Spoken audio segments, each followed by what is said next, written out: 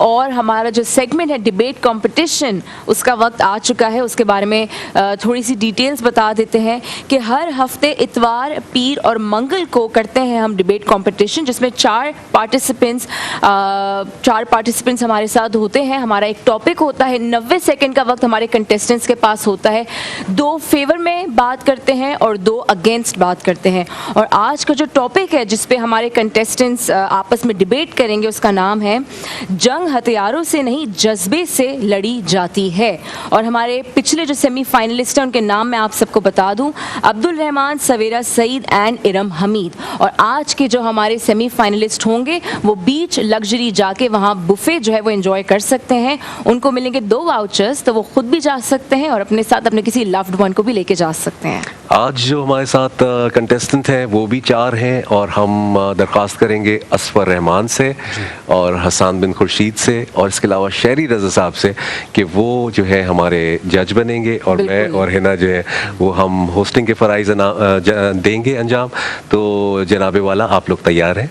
बिल्कुल तैयार हैं। मुझे इतनी खुशी हो रही है, इतना माशाल्लाह मुझे आज जजेस का पैनल एक तो इस लिहाज से भी अच्छा लग रहा है कि शहरी वो हसन भाई हैं, यकीनन। और मुझे इस बात की बहुत खुशी हो रही है कि असफर आज जो मार्किंग करेंगे, क्योंकि असफर खुद डिबेट्स करते रहे हैं स्कूल टाइम से, फ्रॉम स्कूल टाइम, तो वो एक मुझे बड़ा मजा आ रहा है आज के क्या होता है। बहुत सारी पर्सनालिटी में आपके रंग है माशाल्लाह, मैं देख रहा हूँ। थोड़ी देर ब्रेक से पहले भी हम यही कह रहे थे, होस्टिंग है, एक्टिंग है, इसके अलावा आपने मॉडलिंग बहुत की है। माशाल्लाह आपका जो रंग है वो छाए हुए हैं हर तरफ से। पता नहीं देखिए अब आगे और क्या क्या गन खोलता हूँ। सुभान अल्लाह। हम बुलाते हैं, अब सियासत में भी आने वाले हैं आप, मुझे लग रहा है। हमारे पहले कंटेस्टेंट को हम बुलाते हैं शाहजनान, जिनकी उम्र सिर्फ 21 साल है। जी शाहजनान फेवर में बात करेंगी। टॉपिक है जंग हथियारों से नहीं जज्बे से लड़ी जाती है। 90 सेकंड का वक्त है, बिस्मिल्लाह। जी वकार, पेश करदा करारदात में 3 अहम लफ्ज़ हैं, जंग, हथियार, जज्बात। जंग जिसके 2 नुकात हैं, इख्तलाफ और मुखालिफ। अगर मुखालिफ ना हो तो इख्तलाफ ख़त्म हो जाया करता है। दूसरा अहम लफ्ज़ हथियार, यानी वो आला जो वार के लिए या दिफा के लिए इस्तेमाल किया जाए, ख्वाह वो खून रेजी का आला हो, कलम हो या अल्फाज। और तीसरा अहम लफ्ज़ जज्बात, यानी इंसान की वो कैफियत जिसमें वो पुरअज़्म, बाहिम्मत और कुव्वत ईमानी से सरशार हो। सदर अली वकार मेरे मुखालिफ सिम से आने वाले अभी इस बात को भरपूर अंदाज में मनवाने की कोशिश करेंगे, जंग हथियारों से लड़ी जाती है। लेकिन मैं एक बात वाज़े करती चलूँ कि हथियारों का इस्तेमाल करना भी जज्बे की अलामत है, क्योंकि अगर जज्बा ना हो तो हथियार इस्तेमाल करने की सकत ख़त्म हो जाया करती है। और इस एतबार से करारदाद भी यही मंजूर होती है कि जंग हथियारों से नहीं जज्बों से लड़ी जाती है। और जीवाकार ये जज्बा ही तो है जो फ़लस्तीन में दुनिया की अजीम फौज से पत्थर से लड़ने की हिम्मत दे दिया करता है। और ये जज्बा ही है जो सुल्तान सलाहुद्दीन अय्यूबी को अलकुद्स का फातह बना देता है। और ये जज्बा ही है जो हिंदुस्तान के लाहौर में नाश्ता करने के ख्वाब को मलिया मेट कर दिया करता है। और ये जज्बा ही है जो 72 को 9 लाख से लड़ने की हिम्मत दे दिया करता है। सदर अली वकार, मैं नहीं मानती ये तेगो खंजरो तलवार की जंग, और आओ बतलाऊं तुम्हें मैं अहमद के गुलाम की जंग कि तारीको लश्करों निज़ाम को फाड़ दिया उसने और एक ही हाथ से खैबर का दर उखाड़ दिया उसने। और फैसले जंगों के हथियारों से कब होते हैं? 313 से जज्बे हों तो गजब होते हैं, 313 से जज्बे हों तो गजब होते हैं। आपकी समातों का शुक्रिया। सुभान अल्लाह, जबरदस्त जबरदस्त, माशाल्लाह। क्या बात है आपकी, बिल्कुल सही टाइम पे आपने ख़त्म किया। ये मेरे ख्याल में पहली कंटेस्टेंट हैं जो सही टाइम पे ख़त्म करके गई, वरना कभी कभी आगे या पीछे ये भी बहुत मुश्किल। 90 सेकंड का जी वक्त है। आज यकीनन हमारा जो टॉपिक है वो है जंगे हथियारों से नहीं जज्बों से लड़ी जाती हैं। और दूसरी कंटेस्टेंट जो इस वक्त यहाँ आ रहे हैं वो है रिदा, और इनकी उम्र है 17 साल और इस टॉपिक के खिलाफ बात करेंगी। जी बिस्मिल्लाह। हर जंग में कानून है हथियार से लड़ना, खंजर से कभी तीर से तलवार से लड़ना। आज के मौजू की मैं मुखालफत में बोलूँगी। सदर वकार, जंग जज्बे से नहीं हथियारों से लड़ी जाती हैं कि हथियार ही ना हो तो हम पुरसकून नींद ना सों। अगर हथियार ही ना हो तो आज हम आज़ाद ना हो। अगर हथियार ही ना हो तो हमारे मुल्क के नौजवान सिपाही सरहदों पर मदहोश ना खड़े हों।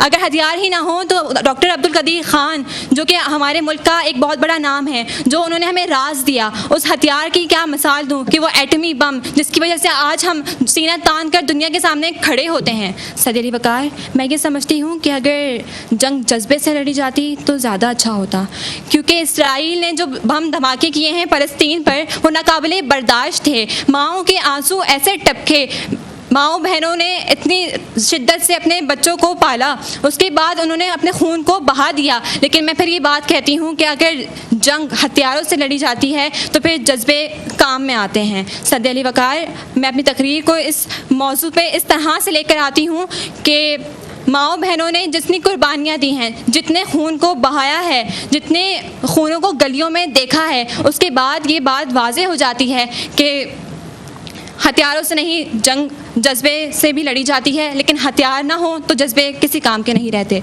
सदी अली वक़ार, आपकी समाअतों का बहुत बहुत शुक्रिया। बहुत शुक्रिया। बहुत शुक्रिया।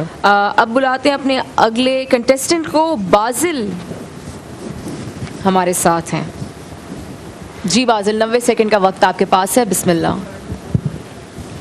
सदी अली वक़ार, मौज़ूए तमक्कुल इंतहाई पुरवकार मौजू है, इसके साथ ईमान मुफस्सिल है, जज्बा शहादत गालिब मोमिन है। अफ़गानिस्तान की फ़तह ऐलान जंग है, अफ़गानिस्तान की फ़तह ऐलान जंग है। कश्मीर में गासिब के सामने सीसा पिलाई हुई दीवार है और वियतनाम की ज़मीन एक आला मिसाल है। जनाबे वाला अम्बिया और सहाबा की मिसालों की बात करें तो जंग अहद और जंग बदर जैसी सूरत में अमर होती हैं।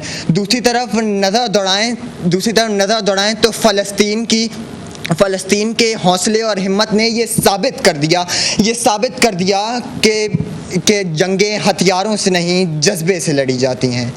जनाबे वाला अफवाज पाकिस्तान, ईमान और जज्बे की वो अहम मिसाल कि 1965 में लाहौर में नाश्ता का ख्वाब देखने वालों को ज़मीन चटाई और ये तसलसल बरकरार रखा, चाय पिलाकर जवाब भी दिया। सदी अली वक़ार, आखिर में अपनी तकरीर का इख्तिताम एक शेर से करूँगा। काफिर है तो शमशीर पे करता है भरोसा, काफिर है तो शमशीर पे करता है भरोसा, मोमिन है तो बेतैग लड़ता है सिपाही। शुक्रिया बाजिल, बहुत बहुत शुक्रिया आपका। और एक हमारे जो आखिरी कंटेस्टेंट हैं, उनका नाम है मोहम्मद मुदस्सर फारूक। उनको हम दावत देते हैं, आ जाइए जी, बिस्मिल्लाह। आखिरी आपका नाम है शिराज अली। जी बिल्कुल, आपका वक्त शुरू हो गया है। में पेश करदा करारदाद जंग हथियारों से नहीं, जज्बे से लड़ी जाती है। मेरे मुखालिफ सिंध पे आने वाले मुकर्रिरीन बहुत मुदल्लिल अंदाज में दलाइल दे रहे थे। बताया जा रहा था कि जज्बों से जंग लड़ी जाती है तो फ़लस्तीनी लोग इसराइली फ़ौज के सामने खड़े हो जाते हैं। तो जनाब वाला, मैं ज़रा अपने मुखालिफिन से सवाल करना चाहता हूँ, अगर जज्बों से ही जंग लड़ी जाती है तो आज फ़लस्तीन आज़ाद क्यों नहीं है? जनाब वाला, मेरे मुखालिफ सिंध पे आने वाले मुकर्रिरीन ने बात कही कि कश्मीरियों का जज्बा ऐसा है कि जिसकी वजह से जंग हथियारों से नहीं, जज्बे से लड़ी जाती है। तो जनाब वाला, मैं उनसे एक और सवाल करता चलूँ कि आज तक कश्मीरी हिंदुस्तान की गुलामी क्यों कर रहे हैं अगर जज्बों से जंग लड़ी जाती? जी वक़ार, अगर बात करते चलें, हम आगे चलते हैं, बात करते हैं जंग हथियारों से नहीं, जज्बों से लड़ी जाती है। पाकिस्तान फ़ौज की जिंदा मिसालें दी गई। जी वक़ार, तो आज पाकिस्तान सुपर पावर क्यों नहीं है? अगर आज जज्बों, क्योंकि पाकिस्तानी फ़ौज में किसी जज्बे की कोई कमी नहीं है। जी वक़ार, अगर आज जज्बों से जंग लड़ी जाती है तो आज पाकिस्तान एटमी पावर होने के साथ साथ सुपर पावर भी होता। जी वक़ार, अगर आज ये जंग हथियारों से नहीं, जज्बों से लड़ी जाती तो जी वक़ार शायद यूक्रेन जो रूस को मात दे देता। अगर आज ये जंग जी वक़ार हथियारों से नहीं, जज्बों से लड़ी जाती तो आज फ़लस्तीन इसराइल की ग़ुलामी ना कर रहा होता, कश्मीर हिंदुस्तान की ग़ुलामी ना कर रहा होता। तो जी वक़ार, जो मैं सच कहूँ तो बुरा लगे, जो जलील दूँ तो जलील हूँ, ये समाज जहल की जद में है, यहाँ बात करना हराम है। ये समाज जहल की जद में है, यहाँ बात करना हराम है। आपकी समातों का बेहद शुक्रिया। ज़बरदस्त, माशाल्लाह जी। हम अपने जजेस से आई थिंक पूछते हैं अब कि हमारे चारों कंटेस्टेंट्स ने कैसा परफॉर्म किया। जी शेरी भाई। जी, मैं अपनी ज़ाती राय अगर दूँ कि क्योंकि बचपन से सुनते आ रहे हैं, मैं जिस तरह असफर भाई ने कहा कि वो हिस्सा भी लेते रहे, तो मैं सुनता आया हूँ, इसलिए थोड़ा सा तजुर्बा है। और 10 साल से जब रमज़ान ट्रांसमिशन में इसका हिस्सा हूँ, 10-12 साल से, तो उसमें भी देखते आ रहे हैं। तो 3 जो कंटेस्टेंट है वो मुझे थोड़े वीक लगे उस हवाले से कि अल्फाजों के फंबल भी थे कुछ, और ऐसा लग रहा था कि याद करके बोल रहे हैं, कुछ भूल रहे हैं और उसको कर रहे हैं। और शिराज की मुझे एक बात अच्छी लगी कि उन्होंने पिछली तकरीर से कुछ रेफरेंसेस दिए कि उन्होंने ये कहा तो उसका मैं जवाब देता हूँ, लेकिन दलाइल बहुत ज़्यादा पुख्ता और बहुत मुझे वो नहीं लगे, एग्रेसिव नहीं लगे। और मुझे मेरे हिसाब से जो मैं बता सकता हूँ कि अपनी राय, बिल्कुल आप अपनी राय बताइए। मुझे सबसे पहली जो थी शाहजनान, उनकी उनकी एक तो अदायगी बहुत अच्छी लगी, टाइमिंग, दलाइल बहुत पुख्ता थे और प्रेजेंटेशन बहुत अच्छी थी। अप एंड डाउन्स थे, कहीं कहीं धीमा बोला, कहीं जहाँ हैदर करार की बात हुई, खैबर की बात हुई तो ज़रा एनर्जी आई। तो मुझे ओवरऑल उनकी परफॉर्मेंस सबसे बेहतर लगी। जबरदस्त, ठीक है जी। अच्छा, मेरी नज़र में भी बिल्कुल यही बात है कि हमारी जो बहन ने सबसे पहले जिन्होंने परफॉर्म किया, उनका अंदाज़े बयान भी बहुत अच्छा था, मवाद भी बहुत अच्छा था और पूरा टाइम उन्होंने यूटिलाइज़ किया, वक्त को भी मद्देनज़र रखा, क्योंकि बाकी कंटेस्टेंट जितने भी आए बाद में उन्होंने वक्त से पहले ही ख़त्म कर दी अपनी तकरीर और बिखरा हुआ नज़र आया। बेसिकली उनका कंटेंट इतना स्ट्रांग नहीं था या उनकी तैयारी उतनी स्ट्रांग नहीं थी। तो इस हिसाब से मेरी नज़र में भी हमारी जो बहन सबसे पहले जिन्होंने शाज़नान। असफर रहमान साहब, आप क्या फरमाएंगे? जी, मैं देखें एक चीज़ जो मैं एक चारों को सबसे पहले कांग्रेचुलेट करना चाहूँगा, क्योंकि एक चैनल पे आके और इतने बड़े स्टार्स के सामने परफॉर्म करना एक बहुत ही बड़ा टास्क होता है। मेरे बहुत छोटे बच्चे हैं and you know what I realise के एक कॉन्फिडेंस, ऑफ कोर्स ये इन्हीं तजुर्बात की बिना पे कॉन्फिडेंस बढ़ता है। जो सबसे पहले जो शाज़नान थी उन्होंने बेहतरीन तकरीर की, बेहतरीन डिबेट की, लेकिन Shaznan because you're a student, I believe अभी आप तालीम हासिल कर रही हैं, हमेशा एक बात आप चारों याद रखें कि जब आप डिबेट करें तो you want to put your subject across, आपको अपना थॉट लोगों को बताना है, आपको एक वर्ड लिमिट हिट नहीं करनी, आपको एक टाइम लिमिट हिट नहीं करनी, आपको चाहे आप दो बातें कर रही हो लेकिन वो बात पहुंच जाए। अब मुझे थोड़ी सी स्पीडी लगी, थोड़ी सी तेज़ रफ्तारी थोड़ी ज़्यादा थी, जिसमें मुझे आपको पकड़ना पड़ रहा था कि मैं उस पर तवज्जो देते हुए उधर चला जाऊँ। तो बात आप जो 12 बातें कर रही थी आप 4 कर लें, but I think you were best of the lot. बाकी जो तीनों थे आई थिंक वो थोड़े से कन्फ्यूजन में थे और थोड़ा कॉन्फिडेंस की कमी थी, और जो कि of course I think students हैं तो बच्चों को यहाँ तक भी पहुँचना आई थिंक एक बहुत बड़ी अचीवमेंट है। But for me is Shaznan. तो हमारा पूरा ही पैनल जो है वो यकीनन अगर हर पॉइंट से हम देखें तो शाज़नान को आप विनर, क्योंकि आपकी बिल्कुल जो मुझे, क्योंकि एक दो चीज़ अली भाई जो मैं बहुत ही ज़्यादा पर्टिकुलर जिसके बारे में हूँ, क्योंकि देखिए उर्दू ज़बान के साथ आप बिल्कुल ज़्यादती नहीं कर सकते। जिस तरह बाजिल अपनी तकरीर में कह रहे थे लाहौर में नाश्ता का प्लान था, तो नाश्ता का प्लान नहीं हो सकता, नाश्ते का।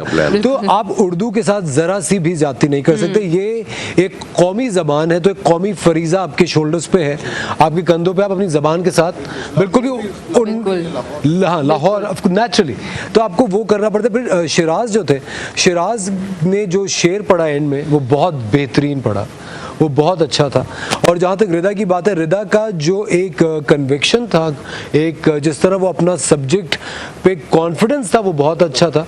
लेकिन मुझे लग रहा है वो अल्फाज में या जो एक तकरीर याद करके जो बोलनी होती है उसमें फंस जाते हैं। I think it should be more about what you believe in और आप किस तरह बोलना चाह रहे हैं। लेकिन मैं फिर कह रहा हूँ you four have done a wonderful job, माशाल्लाह, आप लोगों ने बहुत अच्छा। वैसे आप सभी विनर हैं, आप लोग यहाँ पर आए और इसी बात पे हम असर का बहुत शुक्रिया अदा करेंगे, हसन भाई का, शहरी भाई का बहुत शुक्रिया अदा करेंगे। मैं चाहूंगी कि असर इजाजत लेते लेते अगर आप ये बीच लग्जरी का वाउचर शाज़नान को हैंड ओवर करें। शाज़नान, और इफ्तार आप करने के लिए जा सकती हैं अपने किसी वालदा के साथ, बहन के साथ। Congratulations, congratulations. शाज़नान हमारी चौथी सेमीफाइनलिस्ट बन चुकी हैं। Both okay, yes, congratulations. बस शाज़नान स्पीड आपने थोड़ी स्लो रखनी है। और